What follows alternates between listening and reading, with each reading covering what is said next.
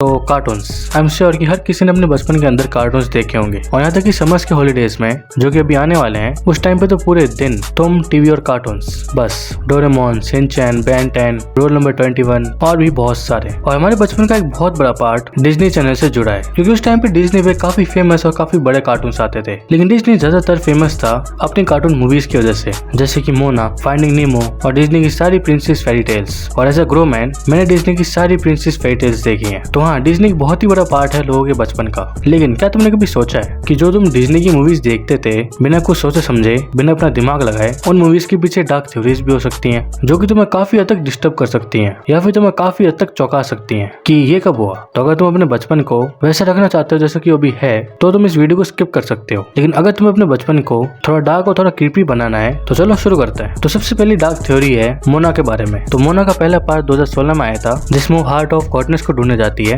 टीफिती को और इस पूरी मूवी के अंदर उसका एडवेंचर दिखाया गया है। लेकिन क्या हो अगर मैं तुम्हें बोलूं कि मोना कभी अपने आइलैंड से निकली ही नहीं। तो मतलब थ्योरी के हिसाब से तो स्टार्टिंग के अंदर अपने आइलैंड से निकलती है तो एक तूफान के अंदर फंस के वो मर जाती है और बाद में टीफिती जो कि हार्ट ऑफ गॉडनेस है वो उसको वापस जिंदा कर देती है और उसको वापस ह्यूमन वर्ल्ड में भेज देती है और पूरा एडवेंचर टीफिती उसके माइंड में डाल देती है ताकि उसे याद ना रहे कि वो मर गई थी। तो दूसरी डार्क थ्योरी है विनी द पूह के बारे में। तो विनी द पूह 2011 में आई हुई डिज्नी की एक बहुत ही अच्छी मूवी है जिसके अंदर बहुत सारे एनिमल्स एक साथ रहते हैं एक जंगल के अंदर और वो सारे एनिमल्स बहुत ही हैप्पीली रहते हैं। लेकिन इस मूवी का डार्क फैक्ट ये है कि विनी द पूह के जितने भी कैरेक्टर्स हैं उन सबको एक मेंटली डिसऑर्डर है। फॉर एग्जांपल टाइगर को ADHD है, मतलब कि अटेंशन डिफ्लेक्टिक हाइपर एक्टिविटी डिसऑर्डर, जो कि बहुत ही कॉमन डिसऑर्डर है बच्चों के अंदर। और इयोरी जो कि एक गधा होता है उसको मेजर डिप्रेसिंग डिसऑर्डर है। मैं बचपन में उसको देख के सोचता था कि उसकी गधी किसी और गधे के साथ भाग गई, तब इतना दुखी रहता है, लेकिन भाई को सीधा डिप्रेसिंग डिसऑर्डर ही है। तो अगली डार्क थ्योरी है स्लीपिंग ब्यूटी के बारे में। तुम्हें डिज्नी की प्रिंसेस याद है जो कि बहुत ही लंबी नींद में थी और वो तब तक नहीं जागने वाली थी जब तक एक खूबसूरत सा राजकुमार उसे आगे किस न कर दे। But the dark fact is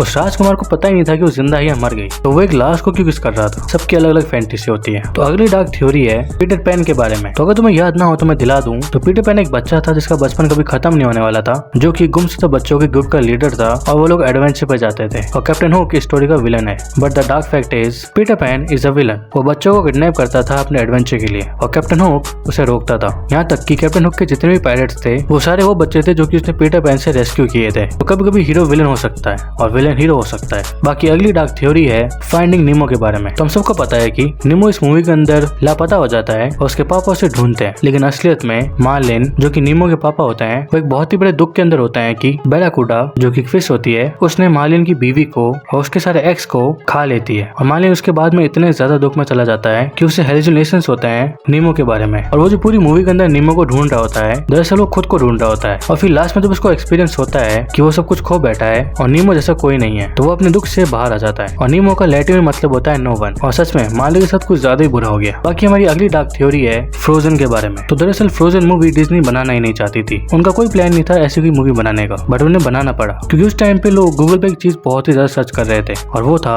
frozen body of Walt Disney. दरअसल एक रूमर है कि वॉल्ट डिज्नी की बॉडी को फ्रीज किया गया था ताकि वो अभी जिंदा ना हो सके और यहाँ तक कि उनकी फ्रोजन बॉडी को डिज्नीलैंड की पायरेट्स ऑफ द कैरिबियन की राइड के अंदर रख रखा है। और इसी रूमर्स को बंद करने के लिए उन्होंने ये मूवी बनाई थी ताकि लोग जब भी फ्रोज सर्च करें तो उनके सामने मूवी आए। काफी क्रीपी है ना। So that's it. तो कैसी लगी तुम्हें डिज्नी की रिलेटेड डार्क थ्योरीज और तुम्हें कौन सी थ्योरी ने सबसे ज्यादा हैरान किया जरूर बताना। और अगर तुम्हें ऐसे वीडियोस और चाहिए मुझे जरूर बताना क्योंकि मुझे डार्क थ्योरीज पे वीडियोस बहुत ही ज्यादा पसंद है। बाकी तब तक के लिए सुनते रहिए देखते रहिए जस्ट गौरव।